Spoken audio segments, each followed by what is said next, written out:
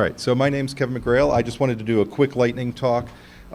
This morning I also forgot one of my stories, so I had to skip it.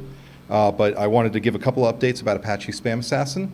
For those of you who use it, 3.4.3 is coming out. We've built RC2 already. RC3 will come out very shortly.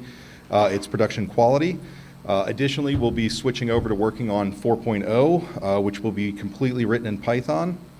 Just kidding. Yeah. For those of you who are interested in Python and anti-spam, there's another project based off of SpamAssassin, uses the same rule sets and things like that, called Orange Assassin, also referred to as OA. 4.0 will be a pretty big step forward. It will kind of get rid of a lot of the legacy cruft we've had with things like IDN support and UTF-8, because of course when SpamAssassin started, as we heard yesterday, you know, a byte and a character were the same thing, and those days are long since past. So, but I did love the quote, and I wanted to give one warning real quick for people. So there's a phrase going around right now about hotel conference pirates.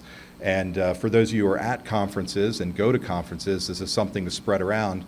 We're seeing a pretty big increase in both phone calls and emails where they call up and say, hey, I see you're going to XYZ conference. We're the people hired to arrange the hotel rooms.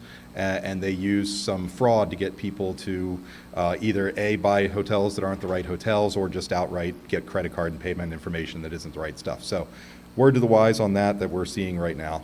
But additionally, I wanted to give a story since I was given a microphone and you guys were stupid enough to do that. So I have two choices. One is about how to give a presentation for entrepreneurs, and another one is about why teenagers need to listen to parents in honor of Father's Day. So which one? A? No. B. B. Okay. B is a good one. All right. So this one starts out, and I have to tell you a little bit of a story. So I was in Nicaragua on vacation, and my kids were not supposed to ride the ATVs that were there. They were a bit of baling wire and duct tape that kept them together. And so I'm fishing out on the cliffs in front of the ocean, and the next thing I know, my son comes riding up on an ATV. So I climb down from the cliff and go over and talk to him and find out that my daughter has wrecked another ATV, which they weren't supposed to be on to begin with. So he goes to get my wife, who's a paramedic and has her jump bag, and I ask her where the wreck was at, and my wife comes out and she's riding along behind me, and she starts hitting me to slow down, and you're gonna wreck. I said, no, I'm not gonna wreck unless you keep hitting me. And I said, my daughter's alive, I can see her wandering around, there's a sand monster down there, I don't know if she broke a leg or something, but she's at least alive. So we get there, and while I'm there, basically, this lady comes down to help, and this police officer hands me a BlackBerry Q10, so it was about a week old at the time, and says, Mejefa, and I end up talking to this lady who's has the most New Jersey Spanish accent you've ever heard in your entire life. She goes, English or Spanish? I said, English, please. She says, oh my God, we saw everything. You know, is that your wife? I said, yes. And she said, could you please tell her to stop hitting my nurse? I turn around, my wife is hitting this lady who's trying to help my daughter.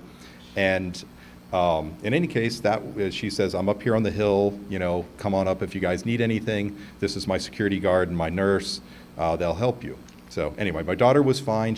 We called her Zebra Butt for a while because she rolled the ATV over herself and ended up with the luggage rack and the seat, and the handlebars went all down her back, and so she looked like a zebra.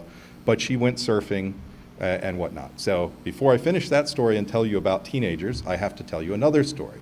So I work at a federal agency occasionally, and we get briefs that tell us about things in various countries. And so I had that brief, and I had a Moon's travel guide, and we're on the plane, and we're stuck there for like 4 hours. And I went to my daughter, and I said, you got to read this. And she said, why? And I said, because, you know, you don't know what's going to go on, and you can find something that might be interesting. So I gave her all that paperwork and everything like that. She was very unhappy about it, and I made her read it. Okay, so now back to the other story. So I tell my daughter later on, we got to go back and thank that family that sent a security guard and a nurse down to help her in the middle of the jungle, literally. We're in a remote beach 2 hours from anything. And so we go over there, and we walk up, and long story short, the lady comes around the corner. She goes, hey, you know, you're the girl that wrecked your ATV. We're glad you're okay. Come around here. This is my husband, the ex-president of Nicaragua. We're just sitting down to have lunch. Why don't you guys join us? And so we sit down, and I don't think I could have trained my daughter any better, because the president of Nicaragua actually asked us what we wanted to drink personally, so me and my daughter, who's sitting down at this table. And my daughter, we're in the tropics, by the way, for you guys who don't know geography and where Nicaragua is, she asks for hot coffee. At which point the president goes, "Young lady, welcome to my grandfather's coffee plantation." So Don Agostino Coffee, by the way, he's totally persona non grata. I lost my clearance for 2 weeks because I had lunch with him, et cetera. But,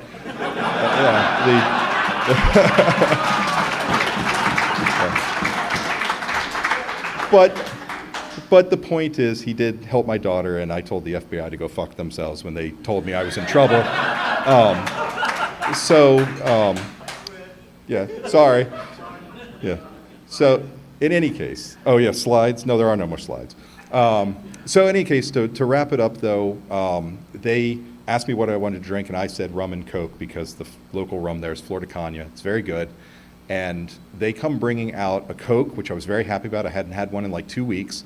And then they bring out a pirate chest, literally, with 150-year-old Flor de Caña, and they use it as a mixer, which in any case, I did drink it. It was wonderful. But when we're leaving, and I'm wrapping up the story, I know I'm over time, my daughter said 2 things to me, one very nice and one very mean, because when I got my drink, I was able to stand up, and I did a quote in Spanish. I don't speak many languages very well at all, but it translates as, when your country is small, your dreams must be large. And all I have to tell you is it brought the house down, literally. They were like, "Oh my gosh, Gringo knows a famous Nicaraguan poet," et cetera, et cetera, et cetera. So anyway, we're leaving. My daughter says 2 things to me. She goes, first of all, she said, "Thank you for always being harsh to me about my manners. I didn't feel self-conscious in a bathing suit having, a meal with all these like diplomats and everything like that," because I didn't mention, we walked into like a diplomatic meeting. And then the second thing she says to me was, "Where in the hell did you get that quote that you toasted the president with?" And I said, "Well, remember when we were on the plane and I told you that, in case you wreck your ATV and you end up having an impromptu lunch with the ex-president of Nicaragua and you have to give a quote because your daughter wrecked her ATV and they sent people to help you, you should at least read the inscription on the inside of the travel guide, because that was the first page." So,